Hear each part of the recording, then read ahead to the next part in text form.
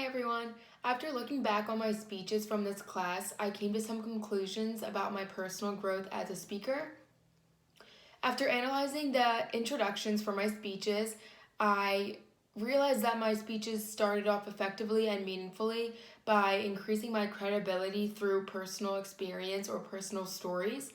For example, in my informative speech on breast cancer, I introduced the topic by sharing a brief story about my mom's own fight with breast cancer, which I believe started off the speech in an effective way by showing I have evidence and background support and experience to go along with the topic. I also believe my conclusions were strong because I left the audience of my speeches with a call to action. For example, in my informative speech about breast cancer, I advise the audience to inform the women in their life on the importance of early prevention and education for finding breast cancer. In my persuasive speech, I ended this speech by reiterating the importance of medical abroad trips as a way to positively benefit third world countries. I believe that the speeches I submitted in this course were well structured, organized, and easy to follow. I made sure to start with clear introductions that introduced the topic in a simple manner. I also started each speech with a brief sentence that introduced the main topics or the headings, since this prepared the audience for what was to come.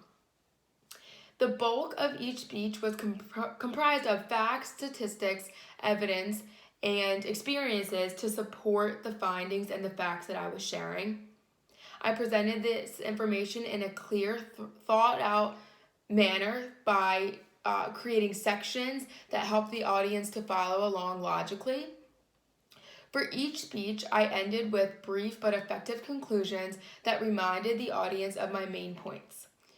In addition, I left the audience with advice or call to action, which I believe helped the audience to connect the presentation to their own lives and give meaning to the words that I had just presented. When analyzing my speeches for their transitions, I found numerous areas where these were well utilized. When connecting one section of the speech to another, I ensured to use transitions that could help notify the audience that I was moving on to a new part of the topic. For example, I used phrases such as "from another perspective" or "based on statistical findings." I also used transitions within the same topic, which was an appropriate way to engage the audience. For example, I would use phrases such as "in addition," "similarly," and "to further support this finding." While reviewing my speeches, I also took note on the actual presentation skills that I showed, not just on the contents of the speech.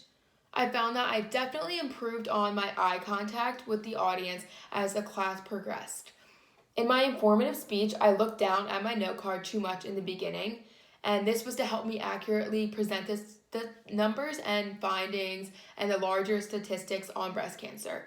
However, I spent more time remembering the important statistics when it came time for my persuasive speech, so I was able to share the values and the numbers without relying on the note cards as much. In terms of vocal characteristics, I definitely improved on this in certain aspects.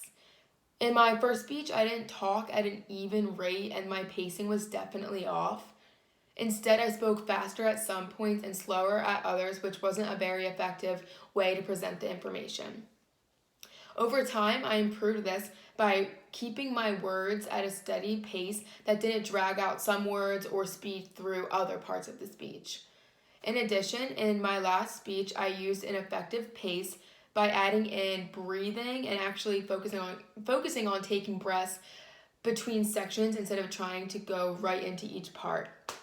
This allowed my audience to follow along with the information better, and I believe it helped with my volume because I noticed a change from the informative speech to the persuasive speech in the aspect of the volume as being more effective, as opposed to whispering at some parts or sounding like I was screaming at others.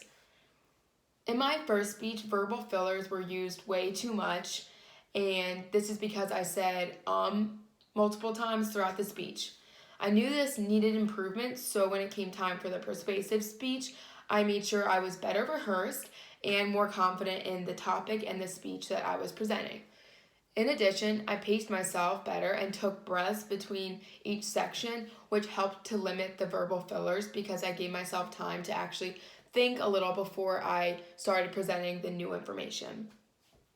One area that I thought I was strong in across all speeches was sticking to the time requirement, and I believe practicing my speech before the final submission was an effective way for ensuring my timing was effective.